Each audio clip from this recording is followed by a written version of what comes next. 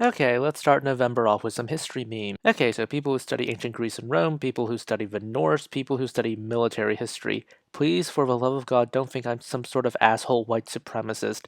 Yeah, I know white supremacists like to LARP as all these, but let's be honest, the more literate in history you get, the more you realize, okay, what kind of crack are the white supremacists smoking? Medieval Jews in Europe trying to figure out why people believe they killed children to drink their blood, even though consumption of Jewish blood is forbidden in the Jewish faith. Honestly, I think bigots care that much about whether they want to chase you out of your home and steal your stuff. The Taiping Rebellion's really interesting because it was at the crossroads of the Western imperialism and of course the whole everyone in China, especially the Hakka, who were a lot of the Taiping, had a bone to pick with the Qing government. So why not follow this guy? Lovecraft making people scared by describing Cthulhu's temple with weird and non-Euclidean Oh boy. Albert Einstein proving that our regular space-time is non-Euclidean, therefore makes us eldritch beings in the universe. Yeah, like a lot of authors, uh, Lovecraft was not the best at math, and non-Euclidean geometry just means that it doesn't follow Euclidean geometry's axioms. Like you can draw a straight line between 2 points, and well, if you're on a curve, that's immediately non-Euclidean. I know it's an oversimplification, but you get the idea. It's just a fancy word that horror writers tend to throw out in order to sound scarier. For the last time the Allies won the war, not the USSR or USA, all contributions were valuable to the Allied war effort. I'm with this one here mainly because people try to overstate the Nazis' role in World War II. Don't get me wrong, they were definitely driving World War II, but other Axis powers existed, like Italy, even though we meme them to them being headless chickens, they were basically doing a lot of fighting as well. And of course, Japan. And the Soviet Union didn't fight Japan until like 1945 when they invaded Manchuria. I think they had a non-aggression pact for a good chunk of it. They started fighting Japan like during the Second Sino-Japanese War, had a non-aggression pact, and then they just broke the non-aggression pact until like 1945-ish. Oh yes, the wonderful world of the Praetorian Guards and dynastic politics of the Roman Empire. Yeah, Rome, you just had to have someone acknowledge you as the emperor in order to get the emperor. Yes, there were dynasties, but at the same time, the Praetorian Guard just stabbing you and then going to the Senate saying, I'm emperor now, and then giving themselves a pay raise was common enough to be a problem. Even during the Byzantine period where this also happened, instead of just stabbing someone, it was just like blinding or castrating or mutilating in other ways, and then being confined to a monastery, and then getting the Patriarch of Constantinople to recognize your claim. Diocletian, cabbages, the empire. Oh yeah, so for those of you who don't know, Diocletian became a cabbage farmer in like the Balkans. I think his tomb is now a church, which is extra hilarious because he was not exactly the nicest person to Christians. Like there is an entire era called Diocletian persecutions. We do not recognize the People's Republic of China or the Republic of China. Could you call this a no China policy from Bhutan? Chinese participation in World War II. I really wish people knew more about China in World War II because it was essentially coalition warfare. Because you had warlords, the central government who was ineffective, and a bunch of sword fights. It legitimately felt like an industrial version of the medieval coalition warfare. The Greeks were all open and accepting of gay couples. The Greeks were all pedophiles. The Greeks were made up of a dozen nation states, city states, over the course of thousands of years and had a variety of views on homosexuality. Yeah, people need to realize what we call ancient Greece now probably wouldn't call themselves ancient Greece at all. Like, they had to cobble this to all together.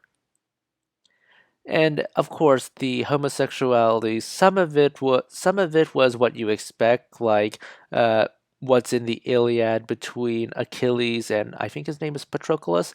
Yeah, I think his name is Patroclus. I'm sorry, I haven't read the Iliad in a long time. And then there were the Catamites.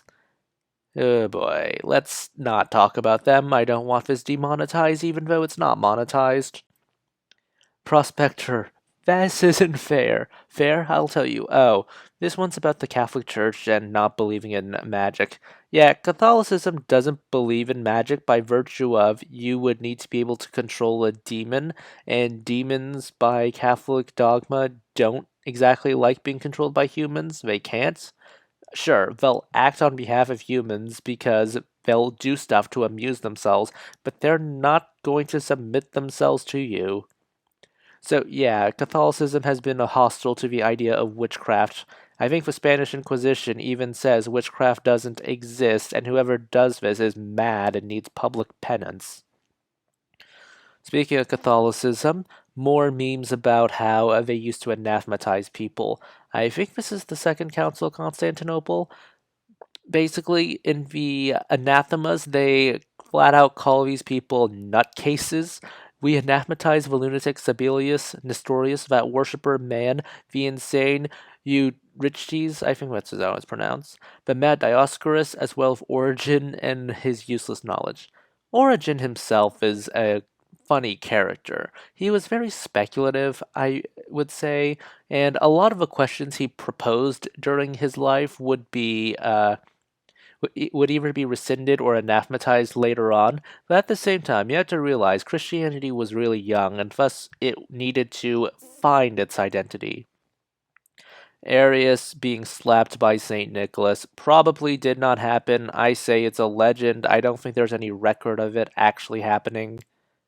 Fabricating the protocols of Elder Zion to justify their anti Semitism, importing the protocols of Elder Zion to justify anti Semitism, reading the protocols of Elder Zion, admiring the Jews for their supposed ability to control the world, and plan to create a Jewish homeland in Japan so you can benefit over their secret knowledge.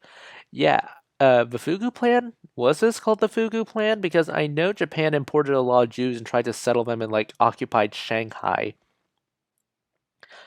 No, Lysenko. As the guy who took genetics, I remember my textbook having a pot shot at Lysenko for being an idiot, and he is indeed an idiot. I'm an expert in French history. Name 15 kings. Louis. This meme never gets old. What gives people feelings of power? Money, status, leaving a curse on your tomb so bad it scares Stalin. Okay, so the context to this is that Stalin supposedly had someone dig up Timur Valaim's tomb. Timur Valaim's tomb had a curse on it, and right after digging it up, Operation Barbarossa begins, and the Soviet Union got steamrolled in like 2 weeks, and when Timur was finally reburied with proper rites, Stalingrad was won. So, yeah, a curse on your tomb. Last month, AOC worked with K-pop agents via the app TikTok to sabotage the president's rally. K-pop is a foreign propaganda. Okay, what the hell is this? BTS big time socialist TikTokers? What the hell is this? Is this an actual thing? Is this someone? Did someone actually as a sitting congressional candidate post this? Having a golf girlfriend in the 21st century. I'm going to do weird kinky shit to you. Best day of my life. Having a golf girlfriend in the 4th century. There was a there was a time where the Son of God was not, ergo Christ is not God. Foul barbarian harlot, you vomit Arian heresy. Repent before you wed me. Trojans when the wood horse starts speaking Greek. Mussolini when the bushes start speaking Greek. Students when the math starts speaking Greek. No, the math speaking Greek isn't that bad. It's when you have to use scripted letters is when it starts getting painful. This is how computers were turned on in the 2000s. I remember doing this, sadly. Okay, so I think this is more of a historiography meme, but you don't want a balanced perspective, you just want validation. This is so true. Okay, not sure if you can read this, but it says, "Hello, it's me, Helium. I'm a noble gas. Frenchman, noble, guillotines helium with a nuclear explosion." The Great War is finally over. I can't believe the world is now at peace. Meanwhile, in Russia, it's time to charge the enemy position, I guess. Okay, so basically, the interwar period is really should be called the interworld war period or something like that because there were a lot of fighting going around in the interwar years. Poland was basically fighting all of its neighbors. China had to contend with the Soviet Union, the warlords, and somehow I remember one case where the White Army and the Red Army worked together to fight the Chinese. Weird. Being a princess in pop culture versus being a princess in medieval times. Yeah, altar diplomacy and all that. Yeah, I know pop culture likes to portray Rasputin as a crazy wizard man, but let's be honest, the people around Rasputin were either crazy themselves, paranoid themselves, or botched everything because they couldn't poison this one guy. Southern US. Why are you building so many railroads? Northern US. It's a surprise tool that'll help us later.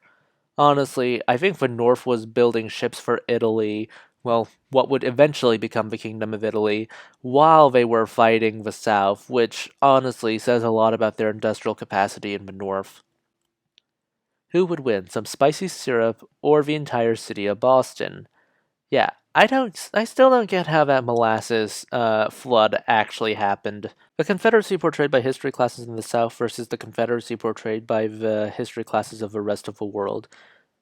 Yeah, I did grow up in the South, and as someone from the South, can someone actually explain that they were taught states' rights as the cause for secession? Because for me, they always taught slavery was the cause of secession in the South, and states' rights really was just a footnote just because everyone knew that slavery was the cause of the Civil War and secession. POV, when it's the 1800s and you live in America, rule number one, white goes first. Okay, what they defined as white is honestly pretty interesting history in and of itself, because at the time in the 1850s, Mexicans were defined as white, but the Irish and the various Slavic peoples and Southern Europeans, such as Italians and Spaniards, I don't think they saw them as white. They saw them as these crazy subversives who were going to put a Habsburg emperor on the throne of America because, Catholicism. It's really interesting to see the evolution of who is considered white from being the very narrow, rich white guy from Britain or France or Protestant parts of Germany to what we can now consider white. That's worth a video in and of itself. Okay, so please consider liking, subscribing, tipping the channel on Ko-fi. This is Cyril signing off.